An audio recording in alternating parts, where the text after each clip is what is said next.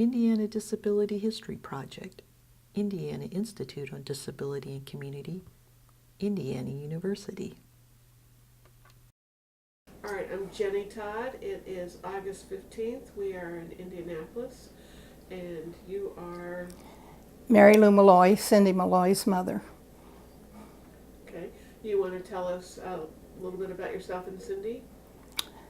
Cindy was born July the 15th, 1958, and on December the 24th, 1958, we were told that Cindy was blind and deaf and mentally retarded, and that we should place her in a residential facility. Now, who told you that? On that night when we went to pick her up at the hospital and to meet with the doctors, there were 3 doctors there, and they told us in this room, not in the hospital room, but in a special room, that we should place her. And what was your response? And my response was that they didn't know what they were talking about, because I knew that when I dropped a cookie sheet, Cindy would jerk, and I knew that when we drove at night, she would lift her head back and follow the lights. So I knew. So then I decided that maybe they were wrong. Who knew what they were wrong about?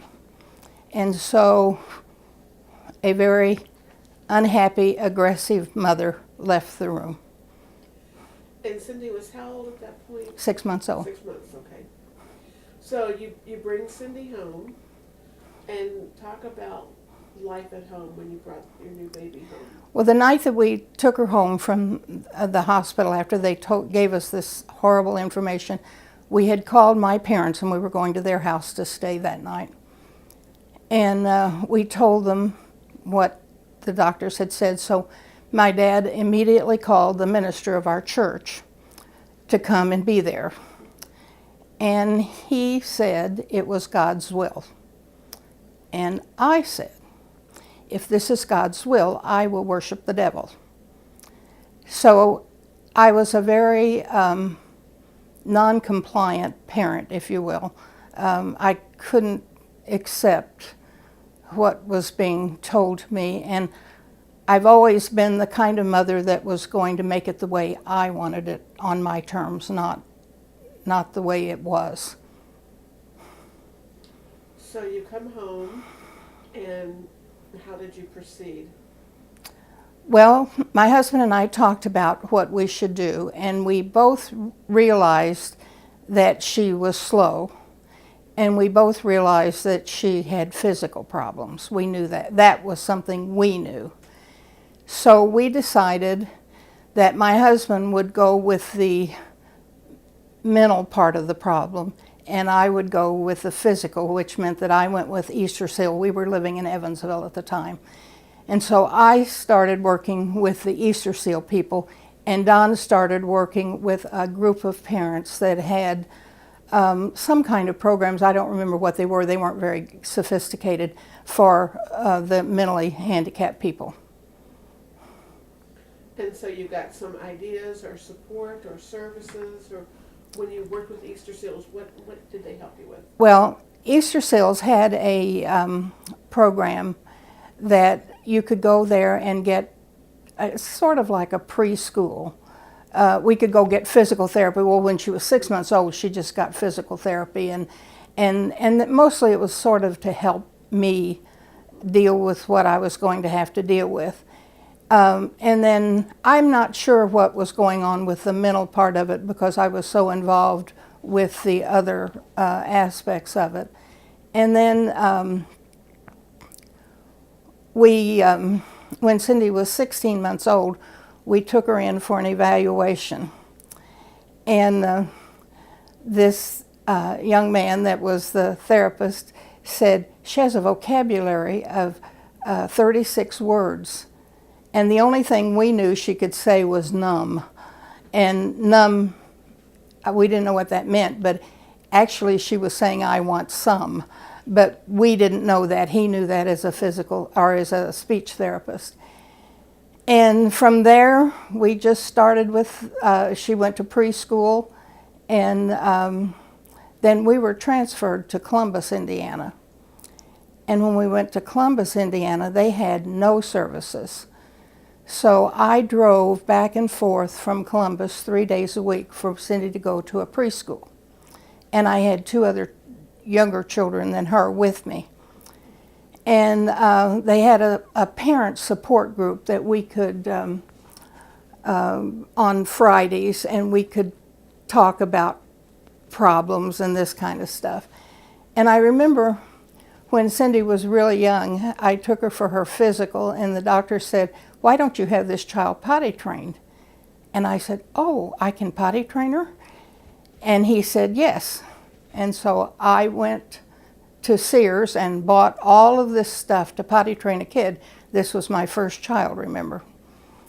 And that was on a Monday, and on Thursday, my back went out, and I was put in the hospital and had surgery.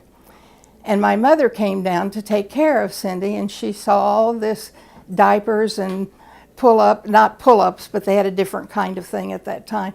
And she said, "Well, she must have potty trained her, and we didn't know." So she put her on the bus to go to Crossroads, or not Crossroads, but the Easter Sale place. And they got her out there. Well, this kid must be potty trained, and she was. So it was a kind of a unique experience for us because we were first-time parents. We didn't have a lot of experience. And so then we were moved to Columbus, Indiana, and we went out to the med center.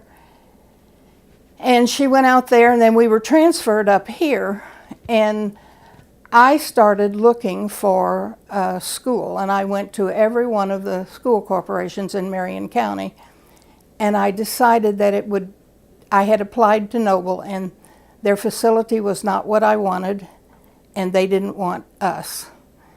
Don's on the board at the time, and so I decided Washington Township Schools would be the easiest school to strong arm to take Cindy, because we had a dual diagnosis. We had physical and mental, and we kind of needed both, but that wasn't done. So they agreed to take her on a trial basis, but I had to drive her. And I remember it was December the 5th, and they called me, the principal of the school, and he called me to tell me to come in, and I was ready to fight because I just knew that he was going to tell me this wasn't working out. But when I got to his office, there was a beautiful little red tricycle, and he wanted to know if we would pay for the adaptive things so that Cindy could be taught to ride a tricycle. So we knew that we had her in and that we were going to be okay, and that she would be okay. And so she went to school there till she was 18. They would have kept her 3 years longer, but I didn't like the way they trained the older handicapped kids. They didn't teach them to think for themselves. And so I asked for a letter of exclusion and put her in the workshop at Noble out on Tibb Street. So let me back up. I like the way you're doing a good job, just like Margaret did, where you just can talk and talk and talk, and it makes a lot of sense. So you said Don was on the board at Noble. Yes. But they weren't going to take Cindy. They didn't take Cindy. Why did they not? Why did Noble not take Cindy? Well, and let me rephrase that, because you were looking for a school also, right? Not.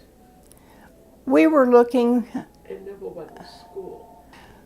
When we lived in Columbus, Indiana, they ran an ad in the paper for people to sign their children up for kindergarten. And so I took Cindy to enroll her in kindergarten. And I was told by the principal of the school that they didn't serve children like Cindy. I told you before, I was a feisty mother, and I wanted them to say the word. And he wouldn't. But when I went home, he called me, and he said, it takes 13 children for us to be able to start a class for handicapped kids. And I said, okay, so if I find 13 kids, you'll have a class. And he said, yes. So I went on a trade show where young mothers listened all the time, where they could get cheap furniture and babysitters and all this kind of stuff. And I said to the people, I am looking for handicapped children. Would you please give me a call? And I had 33 calls. But the day after I compiled my list and everything, we were transferred to Indianapolis. And I didn't have the nerve to call the school and tell them we weren't going to come back. So I just kind of snuck out of town. And I don't know if they started classes then or what, you know. So. But then you also said that when you moved to Indy, your husband's on the board of Noble, and they say we can't take Cindy. Did they tell you why? Well, their facilities were not good for Cindy. There were steps everywhere, and the parking lot wasn't paved. To be honest with you, it wasn't what I really wanted. I wanted her in public school, and so I just kept her at the med center because she needed the physical therapy and everything. And so she went over there 3 days a week while I went to all of the school corporations to see, which one I was going to be able to strong arm the best. Right. All right, I'm going to move my seat back a minute. I've been sitting too long. Okay, so after she gets out of school, you want to talk about what happens then? Cindy went out to the workshop out on Tibb Street. Well, in the time that we were there, while we were in public school, I said to Don, he was actually president of Noble at that time, and I said, Don, Cindy's got to have air conditioning and these kind of things. And so a building was built. The parents all agreed with us, and the workshop as it exists today was built. And so Cindy went there until we had an executive director that was really ahead of his time, and we didn't like him because he was ahead of his time, and it was change, and we were afraid as parents. And they started talking about doing away with the workshop and integrating handicapped kids into the public. And Don and I personally sent all of the parents a letter objecting to have a big meeting to fight this. And after we had the meeting, the next morning I called and I said, okay, find her a job.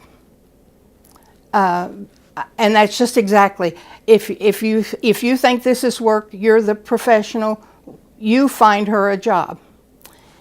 And about 2 weeks later, they call me, and Cindy went on a job, and she worked there for 20 plus years.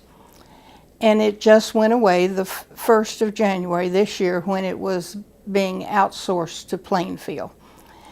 And so she has successfully worked in the community for 20 plus years. And it was the way for Cindy to go. Can you tell me about the job and about the company and the experience working in terms of coworkers and just talk about The company that she went to work for was Roche Pharmaceutical. I think it was called Beringer Mannheim when Cindy started. And the first job she had was some kind of sorting of papers to put in packaging where they were sending out promotions on a product that they had. And then it changed, and they moved to another building, and they did a different kind of a job, and then they moved to another building. And the final job that she had was recycling diabetic monitors. Did she work full-time? She went to work 5 days a week, and she worked 6 hours a day. How did it affect her benefits? Was that an issue? It wasn't an issue. The benefits just were not affected by. She's very accurate at what she does, but she's also very slow. Okay. So, in getting the job, how did she feel about having a job, getting a paycheck? Did she have friends at work, that sort of thing? Cindy, it was the most wonderful opportunity for Cindy, and I will tell you that there are other mothers that had children the same age as Cindy, and they were afraid to let their kids go out in the community. And my statement to those mothers was, you don't have the right to deny them the opportunity to try this. And several kids did go out because of Cindy. Now, did she become friends with any of her coworkers? Cindy has become friends. I've got to do that because Cindy's out. Okay, go ahead. One of the nice things about having a company like Roche, and they're a top company to deal with, and the environment that she's in, Cindy has asthma, and it is an absolutely sterile environment. And so it was the perfect match for Cindy. And Cindy still keeps in touch with the kids that she worked with. They have all gone on to different things. I think one or two of them went up to Janus. One of them is on a cleaning crew, and I'm not sure what happened to one of the other boys. The interesting thing of it is, on Cindy's birthday, one of the girls called Cindy to wish her a happy birthday, as did a girl that Cindy had not seen in 20 years, but she knew her from the workshop, and she called her to wish her a happy birthday. So they do have, if you provide them with a way, they do have a way to make friends, and having friends is one of the most difficult things that a handicapped adult has. 20 years is quite a career. Mm-hmm. You know, that's a long time to have a job. And she made friends.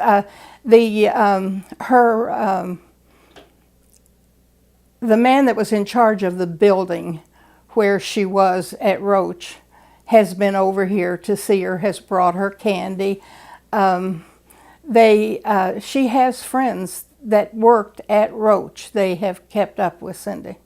That's fantastic. Well, that's where we make, friends, is where we spend our time. That's right.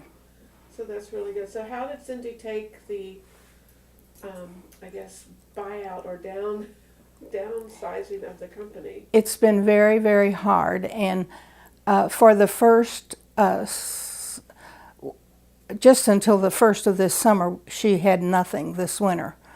Now, of course, we keep her busy. We take her places and do things with her. And but it's not the same as having her own things. She needs her own things, And I think that one of the things that's really neat about Cindy doesn't really know the value of money or anything, but she really liked going to the bank to cash her check. She likes doing that. Now, what has happened to Cindy is we have gone to having people come in and take her out for about 4 hours at a time. And one of the things in going out, like this week, the girl will come tomorrow and she will go, and I don't know what she'll do. I can't plan it. I can just give Cindy the money, and I know that she has an agenda that she wants to do. The interesting thing that's happened this summer with the 3 new girls that we got, they have been teaching her to use an Apple iPod. And I cannot tell you what that has meant to her.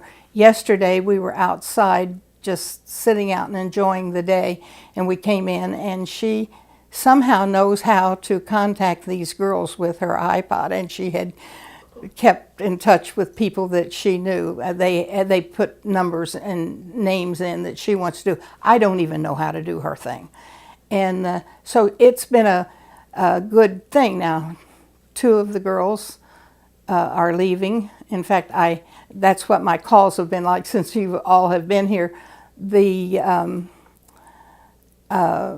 getting a new girl, and the background of the girls is what makes it so interesting.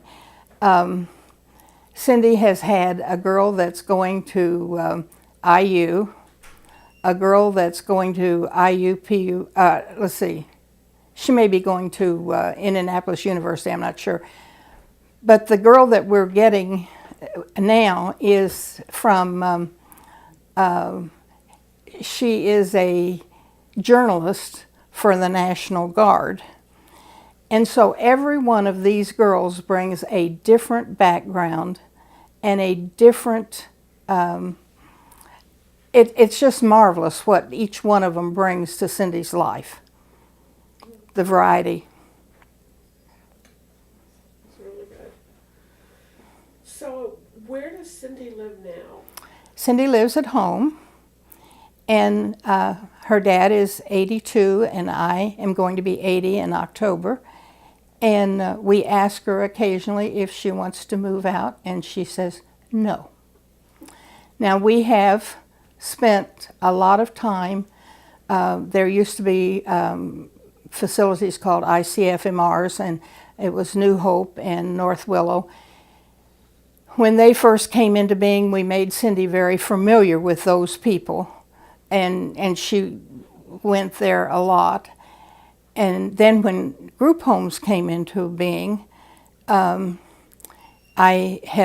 she has a friend that lives in a group home, and she goes there for parties. And so she's very familiar with group homes and what they do, but she does not want to go live in one.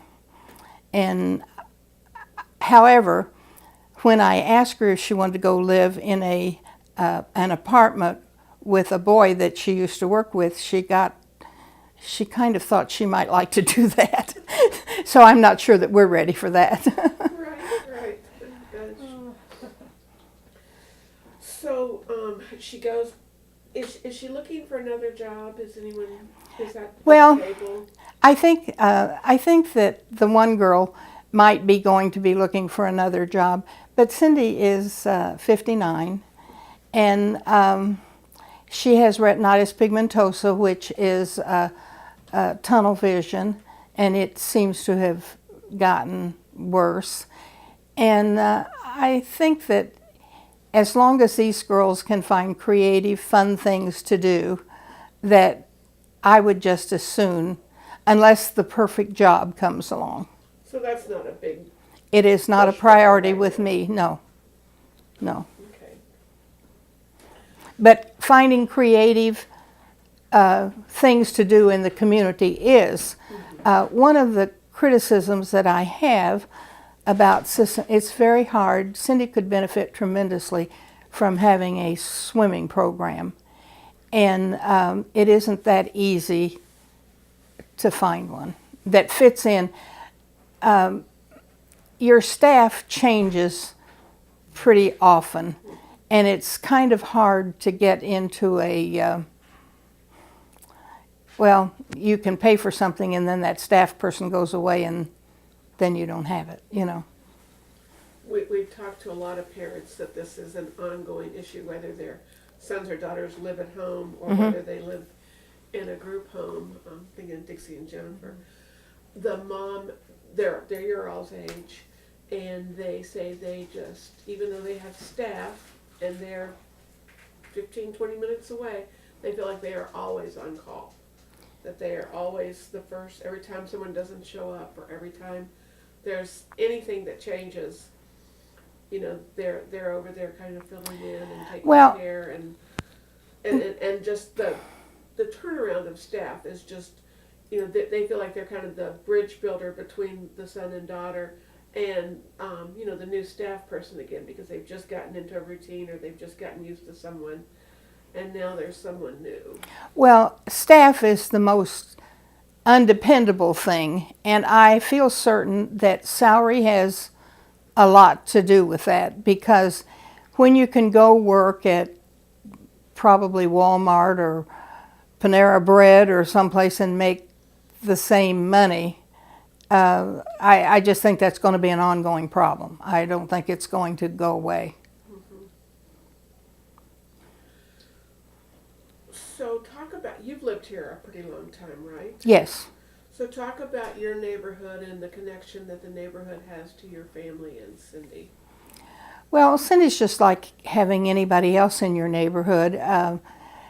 They even new neighbors that we don't know kind of know about her because she's in a wheelchair. She's different, you know. So when you're in the wheelchair, they remember her. Don used to take her out for walks in the neighborhood, but I don't know. I guess we got old and we don't do that so much anymore. But certainly the neighborhood has been, they're there. Everybody's concerned about what are you going to do with Cindy when you can't do this anymore. We just had a United Healthcare, somebody that came out to check on things. And the first thing she says is, what are you going to do with her? And you need home health care. You know, and everybody's always got an opinion of what you need, but they don't seem to get, it's not that easy to get that. We do have the waiver, the big waiver that would allow her to go into residential if we needed it. And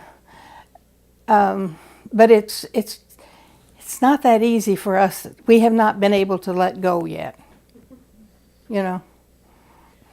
So what kind of changes have you had to make in your home to make it accessible as everybody gets older? And have you had to do anything, or is it still just... Well, many years ago we put handicap bars in both bathrooms, and we do have a ramp out back. I don't think it's ever been used except by friends coming that can't get in any other way, because we can still, you know, do things in and out with her. And you just have to make sure that, well, we have all these security devices because social workers have told us that we should leave Cindy and we could go to the grocery store. I could go get my hair done or something.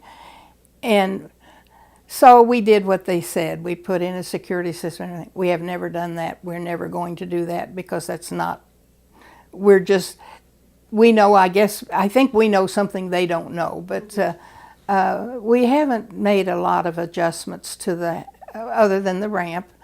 And there's an alarm on the driveway when someone pulls into the driveway. There's an alarm that goes off.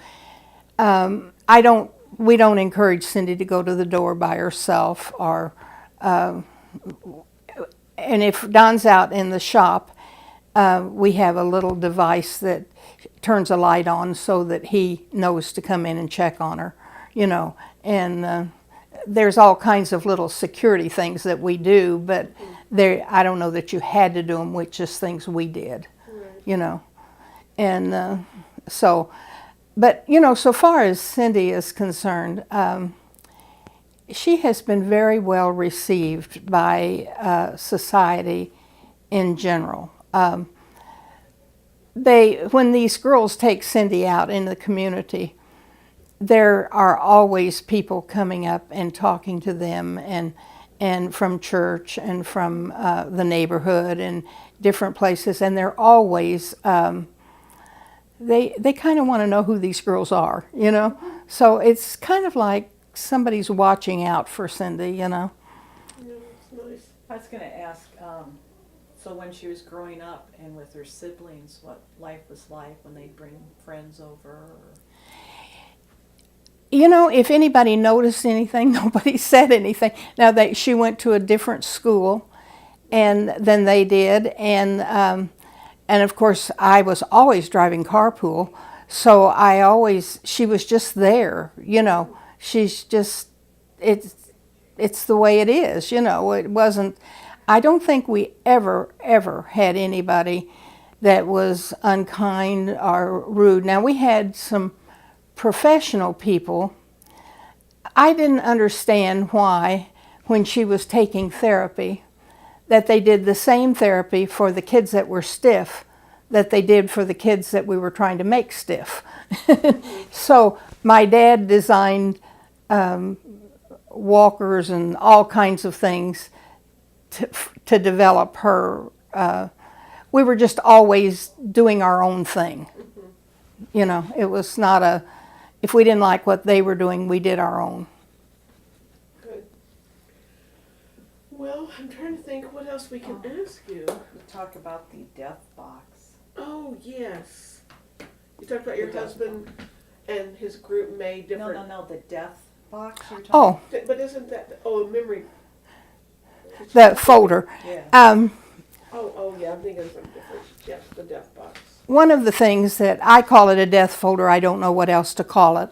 But if something happened to Don or I, everybody that works with Cindy, my kids, my neighbors, everybody knows to go to this one spot, and everything is in there. Her birth certificate, her powers of attorney, her all of her relatives that might be involved with her, her trust fund information, anything that you need to take care of her is in that folder. And I update it once a year to make sure that it is up to date. And one of the things that I think is quite important that has come along since Cindy was born is the trust fund for handicapped people. And I think that if at all possible, if parents should leave a trust fund for their children, because there's things like dental, they fill and pull teeth. They don't do crowns, they don't do other things. And then there's you just need money to have fun with, you know. And so her trust fund information is there. And now I understand, I have not been able to get good information on it yet. There's an ABLE account that is out. And it is not in effect in Indiana right now, but I'm on it with my people that manage our money and stuff, because that keeps handicapped people from always being poor. A handicapped person in Cindy's lifetime has always had to be poor because they could never have more than a certain amount of money. The ABLE account allows that to happen better, and I don't have that. One of the things that Don and I have always done no matter where we went on vacation, when everybody else was going and looking at towers and taking boat trips and everything, I was looking at facilities for the handicapped. And what I learned was what I don't want. And I was fortunate to be able to furnish the first group home that Noble had, and I was able to show it how I wanted it done. And so I've been able to not just say I want it done this way, I've been able to make it happen. And I think that most creative things that come for handicapped people come from parents. I think that the changes that are meaningful for them come from parents. And there are many, many strong parents out there that have done a wonderful job in building programs and making changes. Back in the late 60s, I did Operation Child Hunt for the information that we use to pass mandatory special education. That's a very educational thing for a parent to do, because you get into things that you never ever dreamed of. You get into a cycle of you're used to your child, but you're not used to somebody else's, you don't realize. And one of the things that I have always known, that what happens to the least of these handicapped people can happen to mine. So when you change something, you have to take them all in. You have to do it for everybody. And that's why the ARC has been successful, because they came along and they met the needs. The first group of parents that got together met their needs. But they had to meet the needs of all those out there that weren't being served. And the ARC was able to incorporate all over the state and do those kind of things. So did you get involved with the ARC pretty much in the early days? I know it had already started because you said that was like 7 years before. Well, my husband was the one that was involved with the ARC. He went around the state organizing ARCs, you know, and he did all those kinds, because remember I said I worked with the physical part of it. And it wasn't until Cindy, and I could get the schools to take Cindy, so I was able to get that done. So it wasn't until Cindy was 18 that I really, now I did 2 national conventions and things to educate parents. I'm a controlling person, and I wanted other parents to know what I knew. And so when I did a convention, I didn't do the way they had always done it. I did the things I thought parents ought to know. And so I was involved in the ARC, but in a different kind of a way. And when you say you did conventions, did you do presentations? You did? No, I'm not a presenter. I don't like to be in the public, but I knew how. Remember I told you every time I went on vacation, I went someplace. Right. And I can remember the man that we had come from, I think he was from Ohio someplace, and he came and he did a luncheon speech for me one day, and he had a potty chair, and he was teaching parents how to potty train their children. And the potty chair would sing, "I can potty in my potty chair," and it would dispense M&Ms. And so that was how they potty trained children. That was what I had found that out when I went someplace. So when I became aware of something that worked, I wanted everybody to know about something that worked, you know. So you were busy. I was very busy. And Margaret and I met through the parent chapter. And we have been friends all these years. And I can vouch for the fact that Margaret's daughter says cookie, cookie, cookie, because one of the things that I missed so for handicapped people, and I realized this very early on, before Cindy was even old, I knew that the adults didn't have social things. And so I started a Christmas party. This will be our 48th year of the Christmas party at our church, and it's an evening party. And Cindy wasn't even eligible to go but I knew it was something that I wanted to be the way I wanted it when she got old enough. So Don and I have always worked to make things the way we wanted it to be before we got there. Yeah, that's smart. I had a question about the parent support group. If you could talk a little bit about what it meant to have that group and maybe anything you might have learned. Yeah, how parents helped each other. Well, my best friend, she's the other Mary Lou, I met her through the parent group. We would never have met. She was living on the far south side. We lived up here, and we would never have met except through the parent chapter meeting.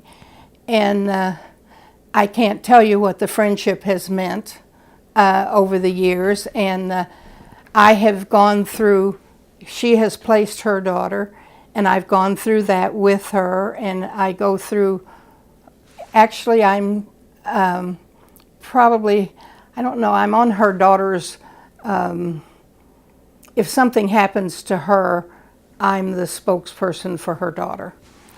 And I think that it's nice to know that you have somebody that would speak up and that's from within the system that knows how it works. And I get calls, partially because of the Christmas party, but I get calls frequently from parents that I have known 20, 30 years ago that are facing a different time in their life, and they just need to vent to somebody that will listen. Do you feel like that support group or those opportunities that you have where you all met are still available to parents now? I do not feel that the parents today have the same support system. I think that when mandatory education passed and the kids went to public school, the parents could put all of this out of their mind, basically, till their child was 18 to 20 years of age. And then they were suddenly just hit, with lack of planning. And I think it's been very hard on them. So, made me think of something from transitioning in high school. Was there any type of transitioning from high school to? A transition Yeah. plan where, as Cindy was getting ready to age out of school, did the school counselor say, well, we need to get involved with voc rehab No. and figure out a plan to? You remember I told you I asked for a letter of exclusion from the public school Yes. because I didn't like what she was going to be taught. And I did that on my, I've always been ahead of my time on what Cindy needed, and Cindy has always had what she needed. So some parents, even though they transition out early, they say, okay, we're going to go through voc rehab, and then voc rehab does work around job assessments. They do some of that D&E work, and then they still end up putting people into workshops. Well, one of the things that I have, when Cindy was in school, she was in an old house, and one side was the trainable children, and the other side was the educable children. Not allowed anymore, but that's the way it was then. And I kept telling the parents that had their kids on the other side of the building, do not put your children in sheltered workshops. Do not go to sheltered workshops. And one of my really good friends, who is 92 years old and her son is 60, she listened to me. And so when he got out of public school, he was on an experimental program that the ARC provided, that they would pay half of the minimum wage so that a company would hire them. And so her son took a job working for Washington Township Schools as a janitor. And so he worked there until he had worked there 36 years. And they had put all of his money, and I always cautioned them against, don't accept entitlements. Your son can do, he won't have to do this. Don't accept entitlements. And so he drove a car. He learned to drive a car. He couldn't read, but they gave him a verbal test. And he has retired with $750,000 in the bank. And he's facing, so I think that there were times when you knew to tell people, don't do this. Once people get used to entitlements, even if their kid is high functioning, they don't ever give it up. And so it is important to think ahead to know what you want to do with your child. So in his case, it wasn't you didn't like sheltered workshops. You just thought he didn't need it. He didn't need it. That was the only thing. That's where all of the kids were going at that time. But he didn't belong there. I knew that. It's like somehow or other several years ago, my name got on a list of autism list. I have no idea. But all of a sudden I started getting these calls from 55 to 60-year-old brothers and sisters whose parents had passed away, and they were left with a sibling that had autism. They had jobs, maybe their dad owned a company or something, and they had no idea what to do with them. Well, neither did I. But we got them in the right vein to help with their problems. And so I think it was important to plan ahead. That's a very good story. When Cindy was 5, I marched with the wheelchair and a sign saying support line item of the budget. And when I came home that night, it was Lincoln's birthday, and so there were bands there and there were all kinds of things there. And we were watching the news, and my son said to me, "Mom, how could you? I can never, ever go to school again." Because there's his mother carrying a sign. So there have been some, I have to tell you that having a handicapped child, while it wouldn't be, for lots of reasons, you don't want them to be handicapped, but it has been an experience that it's like none other. I mean, we met people, we have done things that we would never, ever have done. Now, I don't know what's going on with the younger parents, and I don't know if they're able to do these things, you know. But I can remember being in Montreal the year that they announced that amniocentesis had been, it wasn't developed, or they were going to use it. It could use to diagnose handicapped people.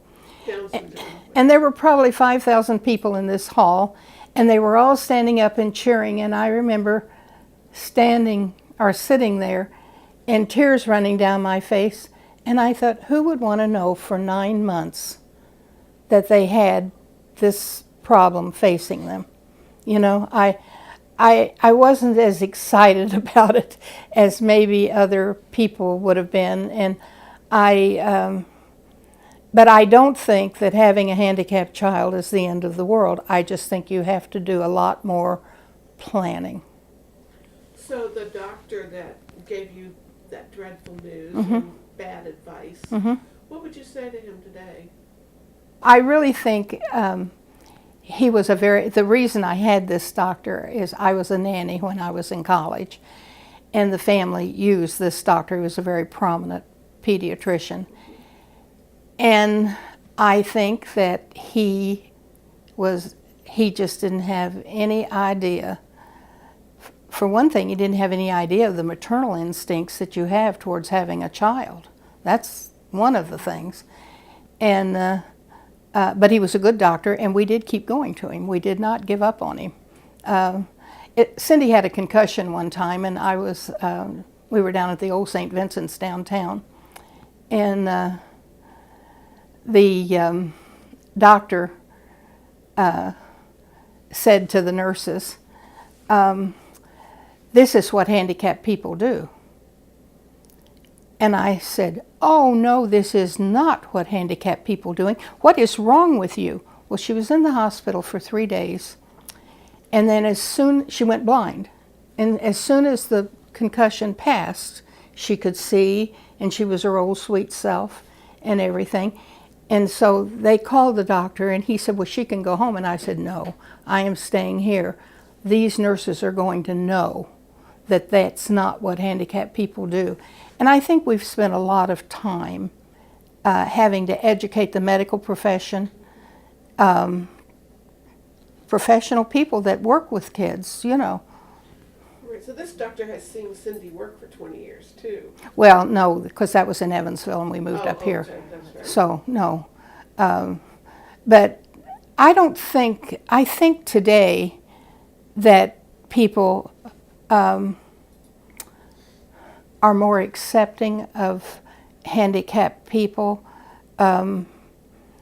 although they weren't really unaccepting of Cindy, but Cindy was not a threat to anybody. You know, she was just a cute kid, you know, so she wasn't a threat. And but I just Sunday morning in church, there was a young woman that goes to our church. She's not young, she's younger than we are, but not young. She lives in your neighborhood, and you had a neighborhood block party, and she was saying how she enjoyed seeing Barbie. And so, you know, she knows that we know them, you know, but she came up and had to make a point of telling us that, you know. So, but I think as so far as things I would like to see happen, I would like for there to be more socialization available. And I don't know how to describe this, but Barbie's socialization needs are different than Cindy's socialization needs. And I'm sure that she needs as much as Cindy does, but I don't see that being developed or dealt with at all now. Right, I agree. If you don't do it, it does not happen. There are lots of things that happen for these kids, and they happen because the parents make it happen. It is not because of a program that makes it happen. Well, and one of the reasons that it doesn't happen through a program is there's no funding stream attached to it. Like there's money to pay staff to help someone find a job. There's money to pay people to learn daily living skills, those sorts of things. But in terms of being part of the community, volunteering, making friends, taking people to the move, there's no funding attached to it. And that's been an ongoing battle that many organizations have said, everyone wants this. We can't do it because the staff are attached to billable hours. They have to do so many things to earn money. Kind of, I feel I have a probably not a popular feeling about money in that area. We get Social Security for our kids. We get Medicaid to pay for things. And unless the family is indigent, there's not a reason in the world families can't be expected to pay for those things. Now, that is not a popular opinion, I will tell you. Right, I would agree with you. But it's how I feel that Cindy loves to go to Beef and Board. She's going Saturday night. And yes, it's expensive, and yes, I do have to pay the staff person's way to go. But that's what her money, I think, is for. And so I think an attitude towards entitlements probably ought to change a little bit. Well, it's, that's just been an ongoing thing because a lot of people do want to do those things that may not have family support or may not have, money, and that's always the reason that staff tell us that they're not out, is there's no funding. But, there used to be things like Civic Theater used to have a night when they were having their dress rehearsals. You could take kids and go to those kind of things. I don't know where all those programs went.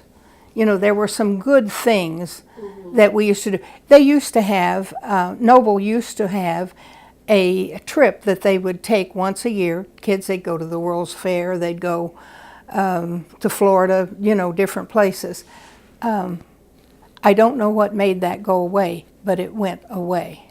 And I kind of think it has to do with, well, I know it has to do with funding, but it also, people have to pay their own way, Right. Produced by the Center for Health Equity, Indiana Institute on Disability and Community, Indiana University. Funded in part by a grant from the Indiana Governor's Council for People with Disabilities. Copyright 2018, the Trustees of Indiana University.